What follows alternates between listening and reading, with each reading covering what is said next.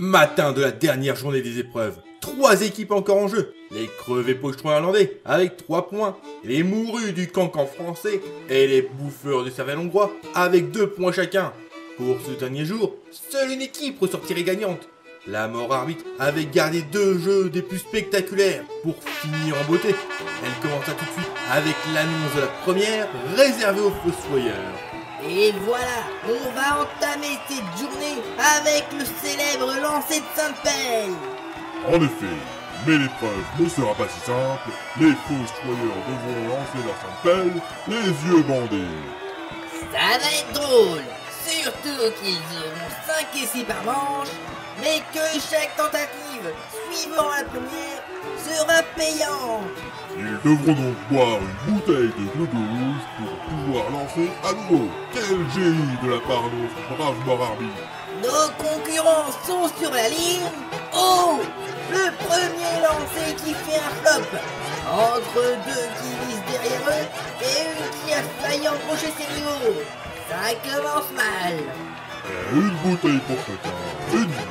Voilà le second lancé. Et c'est encore un raté.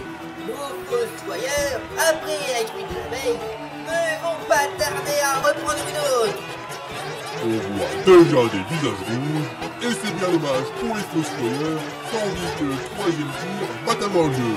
Et c'est enfin la victoire avec un point pour la fossoyeuse hongroise. La voilà, 3 points, comme son homologue irlandais. Les yeux sont libérés avant la seconde manche.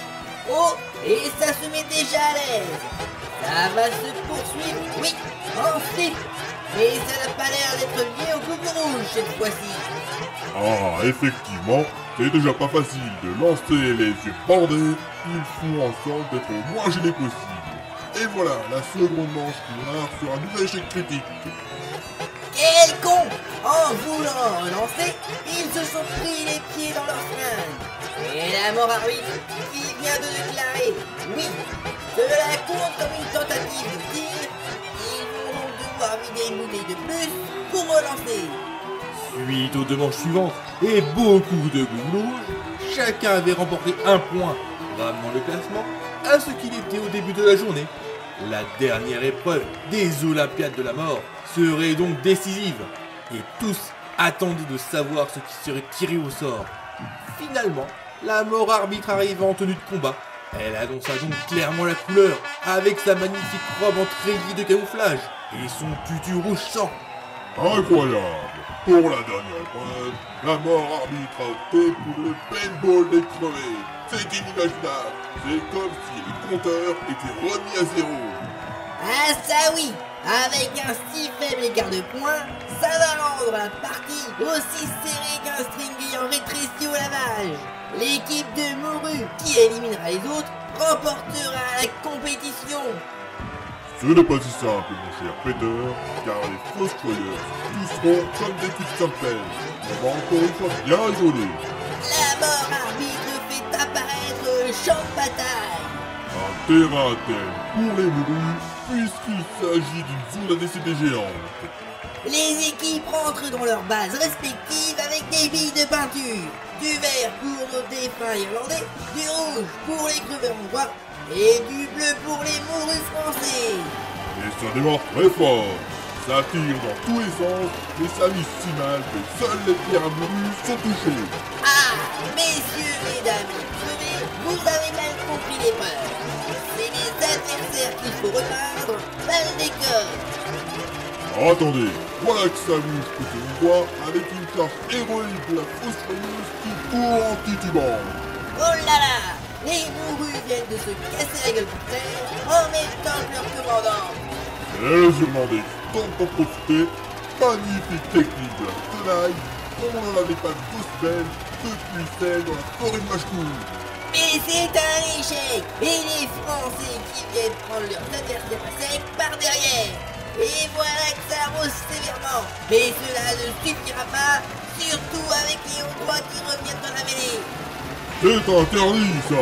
Voilà le fossoyeur français qui se jette sur l'Irlandais.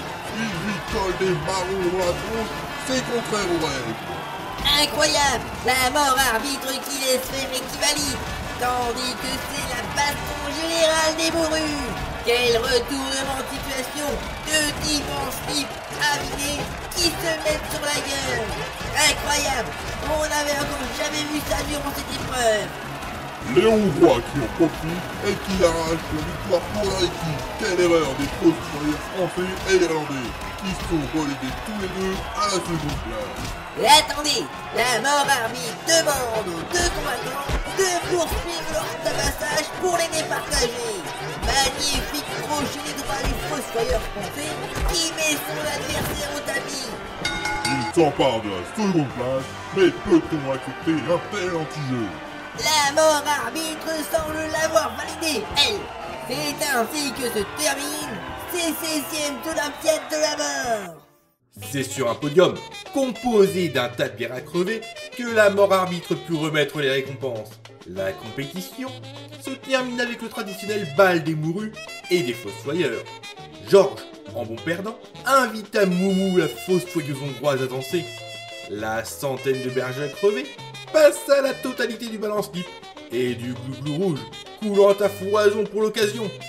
La mort arbitre, n'aimant pas le gaspillage, elle insista pour que tout le stock de boissons soit fini avant de renvoyer les fossoyeurs chez eux.